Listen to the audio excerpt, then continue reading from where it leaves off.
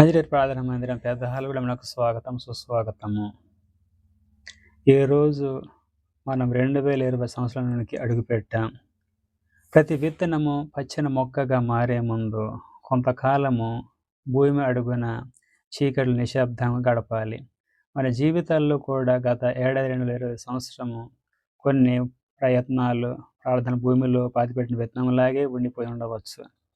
అవి చనిపోయాయనే కొంత లోకం అనుకోవచ్చు, కానీ దేవుని దృష్టిలో అవి ఫలించడానికి సిద్ధమవుతున్నాయి.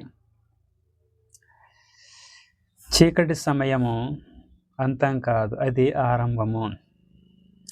విత్తనము భూమిలోకి వెళ్ళినప్పుడు అది చీకటిని చూస్తుంది.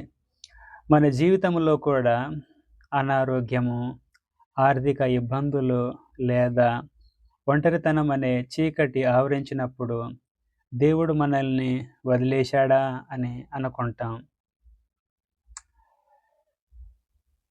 విత్తనానికి ఆ చీకటి రక్షణ. అది అక్కడ కుళ్ళిపోతేనే లోపల ఉన్న జీవం బయటకు వస్తుంది.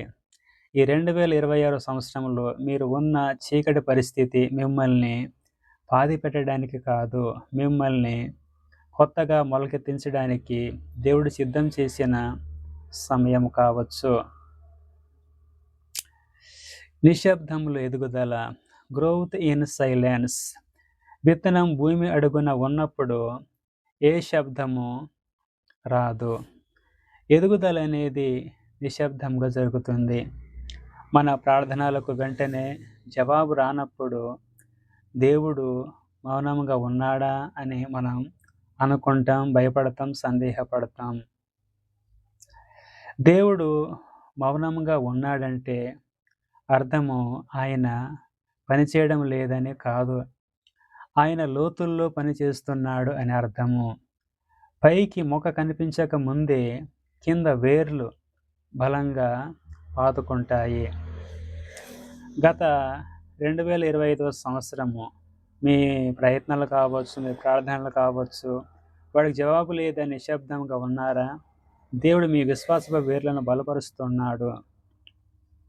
వేర్లు ఎంత లోతుగా ఉంటే చెట్టు అంత ఎత్తుగా బలంగా ఎదుగుతుంది. ఫలించే సమయము ఆసన్నమైంది. Time to Bloom. విత్తనము సరైన సమయంలో భూమిని చీల్చుకొని పైకి వస్తుంది.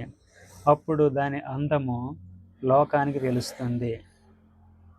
కాబట్టి దేవుడు ప్రతి దానికి ఒక సమయాన్ని నిర్ణయించాడు.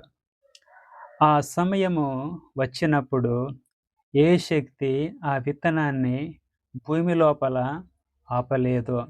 ఈ 2026వ సంవత్సరము మీ జీవితంలో మొలక బయటకు వచ్చే సంవత్సరము కావచ్చు.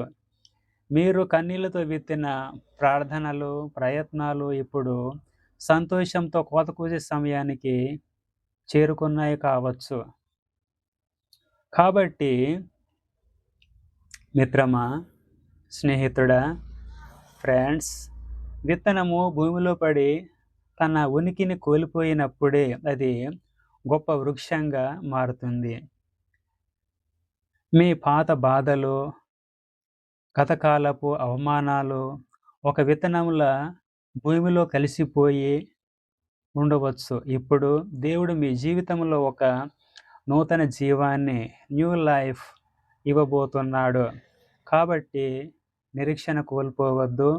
దేవుని సమయం కోసం కనిపెట్టండి.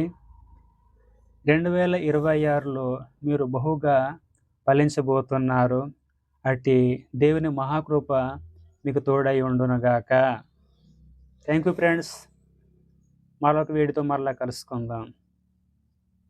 దీని గురించి మీరేమంటారు?